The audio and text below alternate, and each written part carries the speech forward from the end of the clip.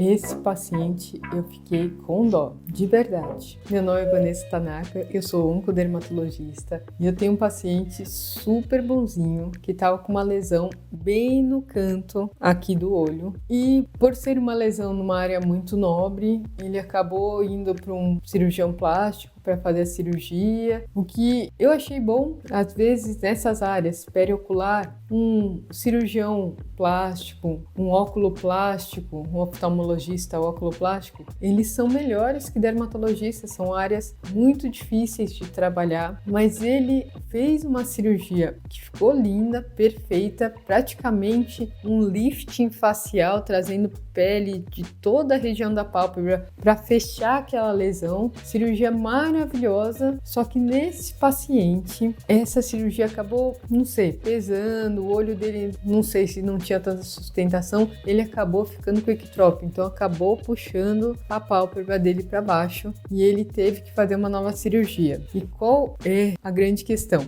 Na verdade, essas coisas podem acontecer, a gente não consegue saber o comportamento de todas as peles, que nem eu falei, a cirurgia tinha ficado linda, perfeita, mas acabou pesando. E a dó desse paciente é que eu não sei por que a anestesia nele passa muito rápido. Depois de poucos minutos, ele começa a sentir dor. Isso eu percebi fazendo a biópsia dele. Então, só de tirar um pedacinho, no final da biópsia ele já estava sentindo dor no ponto, de tão rápido que passava o efeito. E olha que tinha ficado todo inchado o olho dele, de tanto anestésico que eu coloquei. Algumas coisas que eu aprendi nesses casos. Às vezes menos é mais, então, claro que a reconstrução ficou perfeita, mas às vezes um pequeno enxerto naquela área, ou até deixar cruento, é uma área côncava, é uma área que se você ficar só fazendo curativo, a cicatrização fica perfeita. Então a gente não pode ter medo de deixar áreas abertas fazendo curativo, fica muito bom o resultado. Então, às vezes, menos é mais. Então, uma cirurgia menor, no caso dele. Claro que é muito fácil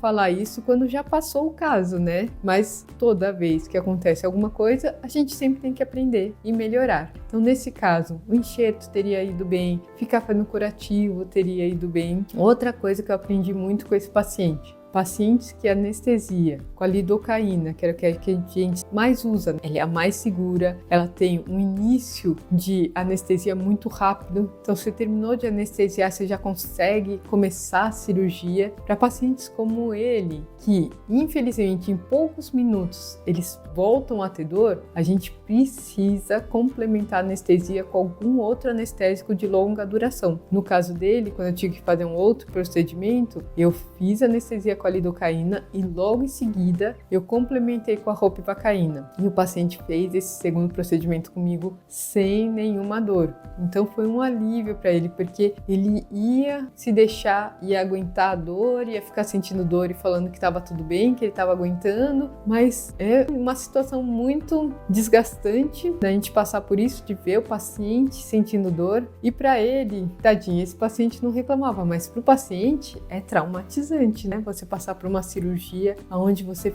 fica sentindo dor. Então, cada paciente é de um jeito. A grande maioria dos pacientes a gente consegue usar só lidocaína sem problema nenhum durante às vezes cirurgias longas, porque ela vai ter um efeito, uma duração de até 2 horas tranquilamente. Mas existem pacientes que eu nem sei dizer o porquê. Tem alguns que usam outras medicações que podem interagir, pode acelerar a metabolização, mas no caso dele não tinha uma razão para isso, mas ele metabolizava a lidocaína com muita rapidez. Então, num segundo momento que você já sabe que isso pode acontecer, já se prepara, já tem a ropivacaína para complementar. Qual o problema da ropivacaína? Ela demora muito mais para início de ação, então você terminou de anestesiar, senta e espera pelo menos uns 7 minutos antes de começar a cirurgia. E isso, no momento cirúrgico, é muito tempo. Por isso que eu não fiz só a ropivacaína. Eu fiz primeiro a lido e depois a ropi, para poder começar a cirurgia rápido.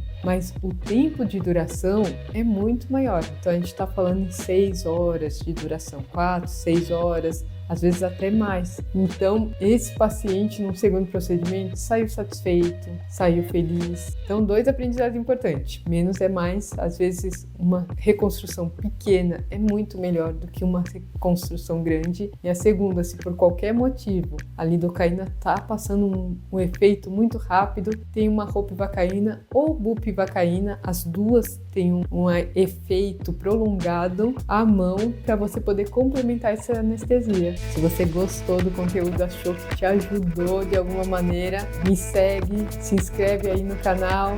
E se você lembra de alguém que isso pode ajudar, compartilha. E médicos e estudantes de medicina, vai lá no link da bio, se inscreve no meu grupo de WhatsApp, porque toda quinta eu estou fazendo uma live. E até a próxima!